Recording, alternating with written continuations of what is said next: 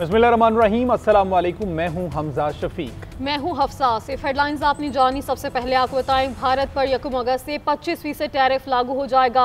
अमरीकी सदर का ऐलान। डोनाल्ड ट्रंप का भारत पर दुनिया की सबसे ज्यादा गैर मालियाती तिजारती रुकावटें आयद करने का इल्ज़ाम। कहा, भारत अगरचा अमरीका का दोस्त है, ताहम उसकी तिजारती पॉलिसियों के बायस दो तरफा कारोबार महदूद रहा है। स्कॉटलैंड से वापसी पर मीडिया से गुफ्तगू में कहा, चीन और अमरीका के दरमियान तिजारती मुआहदे पर मुज़ाकरात बहुत अच्छे रहे। रूस की जानिब से टैरिफ पर ताहाल कोई रद्दअमल नहीं आया। अमरीकी सदर का एक बार फिर पाक भारत जंगबंदी में किरदार का तज़किरा। कहा, पाकिस्तान और भारत की जंग मैंने रुकवाई। इससे कबल डोनाल्ड ट्रंप ने रूस को यूक्रेन से जंगबंदी के लिए 10 दिन की डेडलाइन भी दी। कहा, रूस ने सीज फायर ना किया तो टैरिफ आयद कर देंगे। इंडिया दुनिया में सबसे बड़ा रूसी असलहे और तवानाई का खरीदार। 1 अगस्त से भारत को 25% टैरिफ और भारी जुर्माना अदा करना होगा। अमरीकी सदर डोनाल्ड ट्रंप ने फिर से अपने दोस्त मोदी को धो डाला। अमरीकी सदर डोनाल्ड ट्रंप ने मोदी को फिर शदीद तनकीद का निशाना बनाया है। सोशल मीडिया पर अपने एक बयान में बोले, भारत अगरचे अमरीका का दोस्त है, ताहम उसकी तिजारती पॉलिसियों के बायस दो तरफा कारोबार महदूद रहा है। ट्रंप ने भारत पर दुनिया की सबसे ज्यादा गैर मालियाती तिजारती रुकावटें आयद करने का इल्जाम आयद किया और कहा कि उनकी शिद्दत नाकाबिले बर्दाश्त है। अमरीकी सदर रूस से तेल और असलहा खरीदने पर भारत से नाखुश हैं। कहा, यूक्रेन में जारी जंग के तनाजुर में भारत का ये रवैया अच्छा नहीं है। ट्रंप के मुताबिक 25% टैरिफ का फैसला 1 अगस्त से नाफिजुल अमल होगा। भारत का खेल से भी खिलवाड़, भारतीय खिलाड़ियों का फिर से फरार। वर्ल्ड चैंपियनशिप ऑफ लेजेंड्स में भारत का पाकिस्तान से ना खेलने का फैसला। वर्ल्ड चैंपियनशिप ऑफ लेजेंड्स के सेमीफाइनल का बायकॉट कर दिया। वेस्टइंडीज को शिकस्त देकर गिरते पड़ते सेमीफाइनल में पहुंच गए, मगर पाकिस्तान का खौफो हवास तारी रहा। भारतीय मीडिया के मुताबिक खिलाड़ियों ने पाकिस्तान के खिलाफ ना खेलने का फैसला किया है। इससे कबल भी 20 जुलाई को पाक भारत मैच भारतीय क्रिकेटर्स की हटदर्मी के बायस मनसूख हुआ। शाहिद अफरीदी के मैच खेलने पर यूसुफ पठान, इरफान पठान, हरभजन सिंह, सुरेश रैना और युवराज सिंह ने एतराज किया था। बर्मिंघम में कल रवायती हरीफों का मैच शेड्यूल है। भारत मैदान से भागा तो पाकिस्तान फाइनल में चला जाएगा। तो आपको बताएं कि भारत ने वर्ल्ड चैंपियनशिप ऑफ लेजेंड्स के सेमीफाइनल का बायकॉट कर दिया। वेस्ट इंडीज़ को शिकस्त देकर गिरते पड़ते सेमीफाइनल में पहुंच तो गए, मगर पाकिस्तान का खौफ हवास पर तारी रहा। भारतीय मीडिया के मुताबिक खिलाड़ियों ने पाकिस्तान के खिलाफ ना खेलने का फैसला किया है। इससे कबल भी 20 जुलाई का पाक भारत मैच भारतीय क्रिकेटर्स की हटधर्मी के बायस मनसूख हुआ। शाहिद अफरीदी के मैच खेलने पर यूसुफ पठान, इरफान पठान, हरभजन सिंह, सुरेश रैना और युवराज सिंह ने एतराज़ किया था। बर्मिंघम में कल रवायती हरीफों का मैच शेड्यूल। भारत मैच से भागा तो पाकिस्तान फाइनल में चला जाएगा।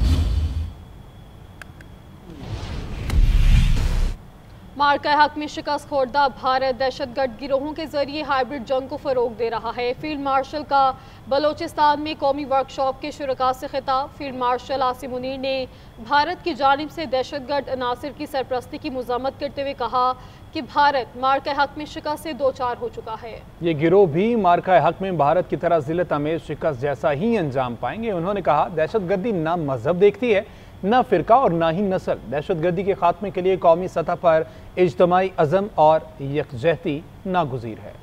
फील्ड मार्शल सैयद आसिम मुनीर की नेशनल वर्कशॉप बलूचिस्तान के 16वें सेशन के शुरका से मुलाकात। ISPR के मुताबिक फील्ड मार्शल ने भारत की जानिब से दहशतगर्द तंजीमों की खुली सरपरस्ती की शदीद मजम्मत करते हुए कहा कि ये बलूचिस्तान के अवाम की गहरी हुब्बुल वतनी को निशाना बनाने की नाकाम कोशिश है। भारत मार्का हक में शिकस्त खाने के बाद मजमूम अजाइम के लिए प्रॉक्सी जंग को बढ़ा रहा है। फील्ड मार्शल सैयद आसिम मुनीर का कहना था कि फितनल ख्वारिज और फितनल हिंदुस्तान को पाकिस्तान के खिलाफ हाइब्रिड के मोहरे के तौर पर इस्तेमाल किया जा रहा है। इन फितनों का अंजाम भी वही होगा जो मार्का हक में उनके आकाओं का हुआ। फील्ड मार्शल ने दहशतगर्दी के खिलाफ इज्तिमाई अज़म और कौमी यकजहती की अहमियत पर जोर देते हुए कहा कि दहशतगर्दी का कोई मजहब, फिरका या कौमियत नहीं होती। उसके खिलाफ पूरी कौम का मुत्तहिद होना जरूरी है। दहशतगर्दी के मुकम्मल खात्मे के लिए पाक फौज पुरअज़्म है। फील्ड मार्शल ने कहा कि पाकिस्तानी इलाकाई अमन के लिए पुरअज़्म है, ताहम हर किस्म के अंदरूनी या बैरूनी खतरे का मुंह तोड़ जवाब देने की मुकम्मल सलाहियत रखता है। फील्ड मार्शल ने बलोचिस्तान में पायदार अमन, तरक्की और कौमी यकजहती की जरूरत पर जोर देते हुए बलोचिस्तान में तरक्याती मंसूबों की अहमियत को उजागर किया। उनका कहना था कि इदारा जाती हमांगी और मजबूत कौमी हिकमत अमली के जरिए ही सूबे को तरक्की के सफर पर गामजन किया जा सकता है। बलोचिस्तान में तरक्याती मंसूबे कौमी तरक्की का जामिन है। भारत की जंगी जनून और सीना जोरी पर मबनी रविश जनूबी एशिया में अदम इस्तेहकाम पैदा करने का बायस बन सकती है। भारत खुद ही मुनसिफ, खुद ही मुद्दई खुद ही जल्लाद बन बैठा है। पाकिस्तान ने भारतीय रहनुमा के सिंतास मुआहदे से मुतालिक गुमराहकुन बयानात को सख्ती से मुस्तरद कर दिया। न्यू नॉर्मल के हवाले से भी भारतीय बयानात रद्द। तर्जुमान दफ्तर खारजा का कहना है भारतीय वज़ीर दाखिला का बयान झूठ और तजादात से भरा है। मजीद कहा, अवाम को गुमराह करने के बजाय फौजी नुकसानात तस्लीम करें। सिंतास मुआहदे को मुअत्तल करना आलमी मुआहदों का तकद्दुस पामाल करने के मुतरादिफ है।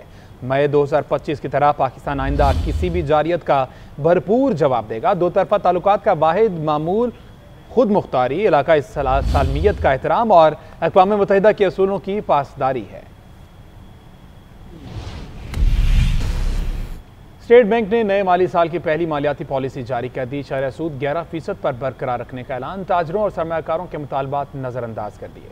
गवर्नर स्टेट बैंक के मुताबिक दरामदाद और तरसीलाती ज़र में इजाफा रिकॉर्ड हुआ, जबकि बरामदाद ना बढ़ सकी। आइंदा साल महंगाई बढ़ने का खदशा भी जाहिर किया।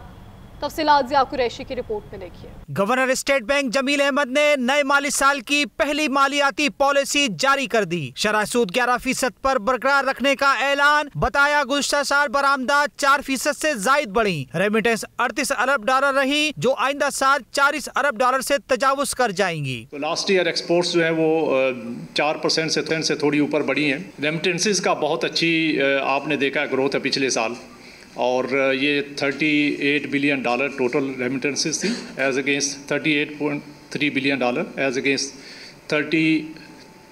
Last year 30.3 billion dollar. तो तकरीबन 8 बिलियन डॉलर का इसमें इजाफा हुआ है। गवर्नर स्टेट बैंक ने कहा दरामदाद में सालाना 11% इजाफा हुआ, जबकि बरामदाद में खातिर ख्वाह इजाफा ना हो सका। पेट्रोलियम मसनूआत की दरामदाद में सालाना 16% इजाफा हुआ। 5 अरब डॉलर इजाफे के साथ ज़र मुबादला के ज़खायर बेहतरी की जानिब जा रहे हैं। आपने देखा होगा कि हमारे इम्पोर्ट्स जो हैं वो पिछले साल जो 24 का साल था उसके मुकाबले में 25 में उसमें सब्सटेंशियल इंक्रीज़ आया। जो ओवरऑल इंक्रीज़ था वो तकरीबन 11% के करीब था, 11.1%।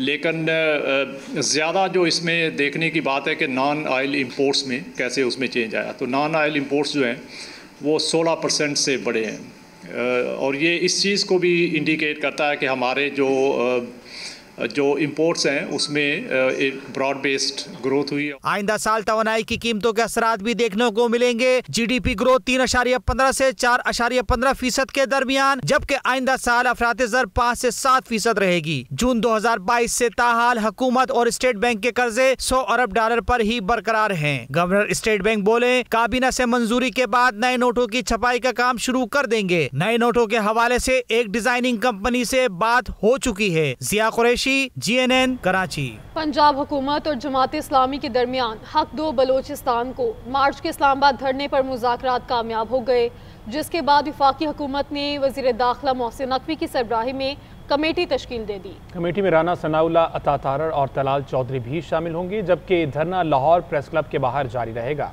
तफसीलात मोइन अजहर की इस रिपोर्ट में देखिए।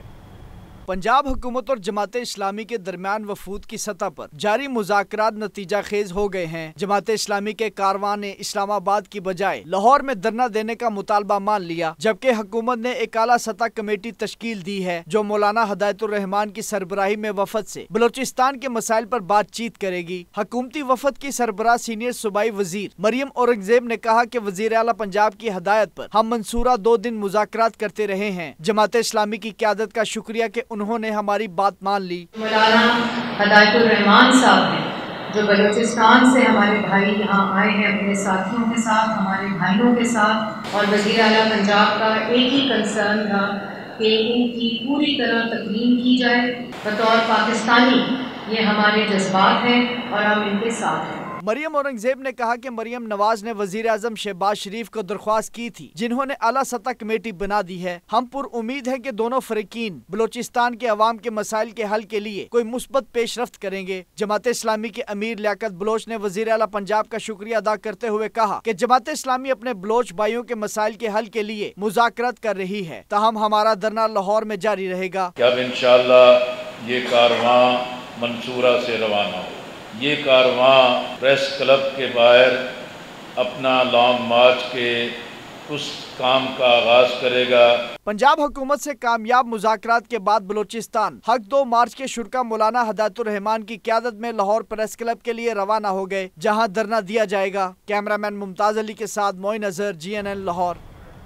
KP में क़याम अमन का मिशन, वज़ीर आला अली अमीन गंडापुर की ज़ेर सदारत एपेक्स कमेटी का इजलास, IG खैबर पख्तूनख्वा और दीगर सिक्योरिटी हुकाम की शिरकत, सूबे में जारी बेअमनी की सूरत हाल का जायजा, सिक्योरिटी हुकाम की करदन तंजीमों के खिलाफ जारी कार्रवाइयों पर ब्रीफिंग दी गई। वज़ीर आला ने पार्लिमानी पार्टी का इजलास बुला लिया, एपेक्स कमेटी के फैसलों पर एतमाद में लिया जाएगा। वज़ीर आला सिंध मुराद अली शाह का कहना है कि मुल्क की सिक्योरिटी सूरत हाल संगीन है। बलोचिस्तान और KP में आए दिन दहशत गर्दी हो रही है। दहशत गर्दों को जहन्नुम वासिल करना सबकी जिम्मेदारी है। एक दौर में कराची भी दहशत गर्दी का निशाना बना था। दहशतगर्दी का निशाना बना। पीपल्स पार्टी की लीडरशिप दहशतगर्दी का शिकार रही, मगर हमने कभी हार नहीं मानी। माशी एतबार से हम दुरुस्त समत में जा रहे हैं। खित्ते के अमन अमान की भी पाकिस्तान बुनियाद बनेगा। वज़ीर आला सिंध ने जश्न आज़ादी मार्का हक की थीम पर मनाने का ऐलान भी किया।